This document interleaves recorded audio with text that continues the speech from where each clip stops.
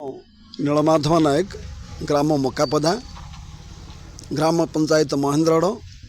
block राउदेगिरी जिला गजपति कथार अच्छी नारी जदि माँ होता है श्रद्धा और सेवा करा स्त्री होता है मर्यादा देवाक पड़ो जदि भौणी होता है स्नेह करवा एवं जदि कन्या होता आम गर्व करवा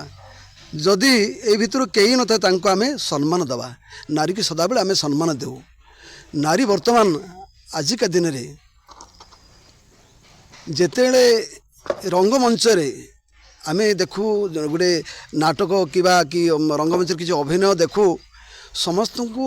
आनंद एवं तृप्ति करुए नाटक किंतु आजिर जो असामाजिक किसी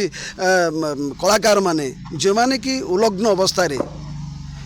नृत्य करती जहाँ कि सामाजिक व्यवस्था भितर गोटे निंदनीय कथा रोचे एवं जो लोकटी ता परिवार को नहीं ता भौणी को ता स्त्री को ता झील को नहीं जदि से नृत्य देखापी जाए एवं उलग्न अवस्था से नाचुव ताहले समाज ताठू कौन शिक्षा करिवो तेणु यह आम निश्चित कलाकार हिसाब से आम निंदा निश्चित करूँ तेणु आज ये उपरे सरकार मध्य किसी दृष्टि आकर्षण करी ए जो अश्लील भाषा एवं अश्लील नृत्य आपको निश्चित सरकार आईन कानून गोटे कार्यकारी करी आपको संपूर्ण रूपे जदि बंद करा जाए ताहले निश्चित ए समाज पर गोटे भल प्रभाव पड़ो एवं समाज जहाँ को नहीं आनंद एवं तृप्ति अनुभव करुच्ची नाच गीत संगीत को नहीं एवं जो प्रकार लोग मन में आनंद आसिया कथा किंतु आपको गोटे घृणा भाव बर्तमान तैयारी होची तेणु मुझे कहवाई चाहे मुझे जड़े कलाकार हिसाब से या घोर विरोधी करे जदि आम अंचल लोक नृत्य करूँ एवं अश्लील भाषा कि उलग्न अवस्था नाच को आम संपूर्ण रूपे विरोध कर आसु तेणु वर्तमान सरकार ये उपरे गुरुत्व पदक्षेप नहीं असामाजिक कार्य क्षेत्र में जो मैंने उलग्न अवस्था हो कि समाज को गोटे अनिष्ट कला भली किसी नृत्य ताको बंद करने निहाती आवश्यकता आज दिन रही निश्चित कहीं मनुष्यर प्रकृतिगत माने जिनिस को अनुकरण करवा जहाँकि जिते मंच उपर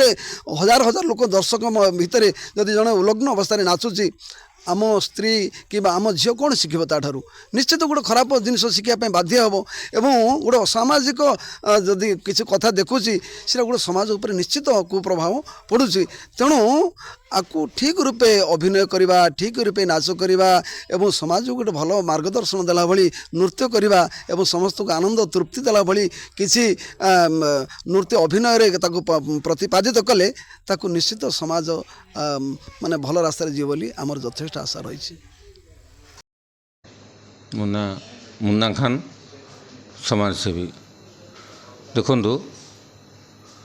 जी बही जाऊथिबा नदीर धारा परी निर्मल पवित्र और शाश्वत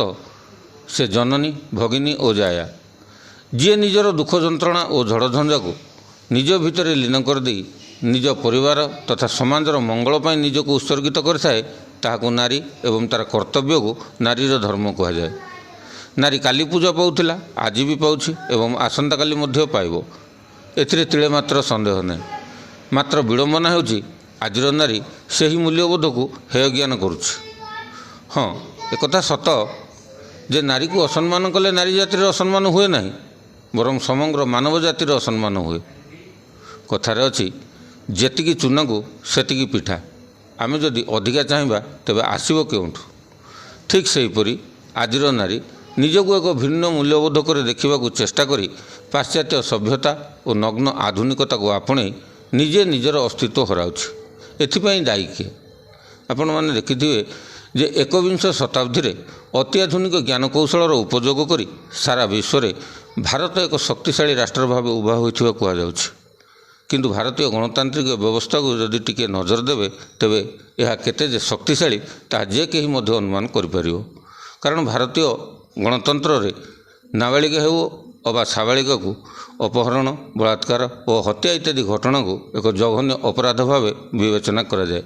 किंतु सारा देश रे एबे जो भाव नारी निर्यातना गणबलात्कार और हत्या जनित घटना मान देशर कोण अनुकोण बढ़ी चली ताठू अधिक बढ़ी जाइए अश्लीलता जो भाव